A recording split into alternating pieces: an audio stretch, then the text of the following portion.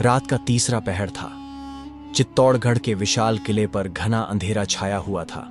दूर कहीं पर भेड़ियों की आवाजें वातावरण को और रहस्यमयी बना रही थीं। किले के एक कोने से अचानक हलचल हुई। किले के प्रहरी, जो अभी अभी गहरी नींद में जाने की तैयारी कर रहे थे, अचानक चौकन्ने हो गए। पहरेदारों ने देखा कि किले की ओर किसी परछाई ने कदम बढ़ाए। कौन है वहां? एक पहरेदार ने चिल्लाते हुए पूछा। परछाई कोई जवाब दिए बिना जंगल की ओर ओझल हो गई। पहरेदारों ने तुरंत महल के भीतर खबर भेजी। कुछ ही समय में यह खबर महारानी पद्मावती तक पहुंच गई। पद्मावती, जो अपने कक्ष में ध्यानमग्न थीं, अचानक चौंक उठी। उन्होंने अपनी दासियों को बुलाकर पूछा, किले के पास यह हलचल क्यों हो रही है?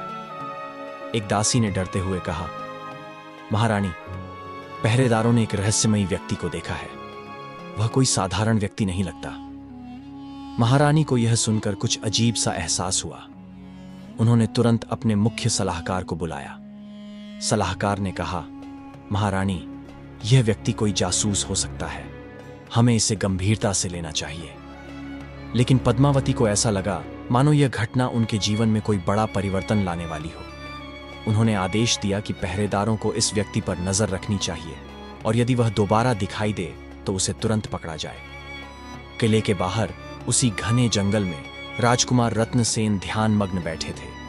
उनके पास उनकी तलवार रखी थी, जो उनके शाही व्यक्तित्व की गवाही दे रही थी। उनकी आंखों में गहराई थी, मानो वे किसी बड़े उद्देश्य के लिए यहां आए हों। वे सिंहल द्वीप के राजा गंधर्वसेन के पुत्र थे। उन्होंने अपने सपनों में एक अद्वितीय सौंदर्य की रानी को देखा था और वे इस विश्वास के साथ चित्तौड़ पहुंचे थे कि वही रानी उनकी जीवन संगिनी बनेगी। रत्नसेन के पास केवल एक लक्ष्य था, महारानी पद्मावती से मिलना। उन्होंने सुन रखा था कि पद्मावती केवल अपनी सुंदरता के लिए ही नहीं, बल्कि अपने बुद्धिमान और साहसी स्वभाव के लिए भी प्रसिद्ध थीं। अगली रात जब चित्तौड़ का किला फिर से शांत था, रत्नसेन ने किले के पास पहुंचने का साहस किया। इस बार पहरेदार पूरी तरह सतर्क थे। जैसे ही रत्नसेन किले के पास पहुंचे, पहरेदारों ने उन्हें पकड़ लिया और महल में ले गए। महारानी पद्मावती ने पहली बार उस रहस्यमयी व्यक्ति को देखा। वह उनके सामने झुका हुआ खड़ा था। उसकी आंखों में विनम्रता और चेहरे पर शौर्य का अद्भुत मिश्रण था। पद्मावती ने पूछा, तुम कौन हो और यहां क्यों आए हो? रत्नसेन ने उत्तर दिया, महारानी, मेरा नाम रत्नसेन है। मैं सिंहल द्वीप का राजकुमार हूं। मैंने आपके सौंदर्य और आपके साहस की कहानियां सुनी हैं। मेरे हृदय ने मुझे यहां आने के लिए प्रेरित किया। मैं आपको देखे बिना अपने देश वापस नहीं जा सकता था। पद्मावती को रत्नसेन की बातें सुनकर आश्चर्य हुआ। उन्हें समझ नहीं आ रहा था कि इस व्यक्ति की बातों पर विश्वास करें या इसे किसी षड्यंत्र का हिस्सा माने। लेकिन रत्नसेन की आंखों में एक सच्चाई थी जिसे अनदेखा करना मुश्किल था। महल के दरबार में इस घटना को लेकर हंगामा मच गया। दरबारियों ने महारानी से कहा, यह व्यक्ति शत्रु हो सकता है। इसे यहां रुकने की अनुमति देना खतरे से खाली नहीं है। पद्मावती ने शांत स्वर में कहा, यदि यह व्यक्ति शत्रु होता तो यह छुपकर महल में प्रवेश करता, लेकिन इसने अपनी पहचान छुपाई नहीं है। मुझे नहीं लगता कि यह हमारी सुरक्षा के लिए खतरा है।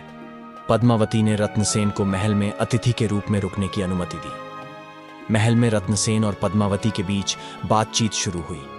रत्नसेन ने अपने देश, अपनी यात्रा और अपने सपनों के बारे में बताया। पद्मावती ने उनकी बातों में छिपी सच्चाई को महसूस किया। दिन बीतने लगे और दोनों के बीच एक अनोखा बंधन बनने लगा। पद्मावती ने महसूस किया कि रत्नसेन केवल एक राजकुमार नहीं, बल्कि एक सच्चे योद्धा और एक गहरे हृदय वाले व्यक्ति हैं। रत्नसेन ने भी महसूस किया कि पद्मावती केवल एक महारानी नहीं, बल्कि एक अद्वितीय आत्मा है, जिनके प्रति उनका प्रेम अब अडिग हो चुका था। लेकिन इस प्रेम की खबर महल के भीतर धीरे धीरे फैलने लगी। दरबारी इस प्रेम को स्वीकार करने के लिए तैयार नहीं थे।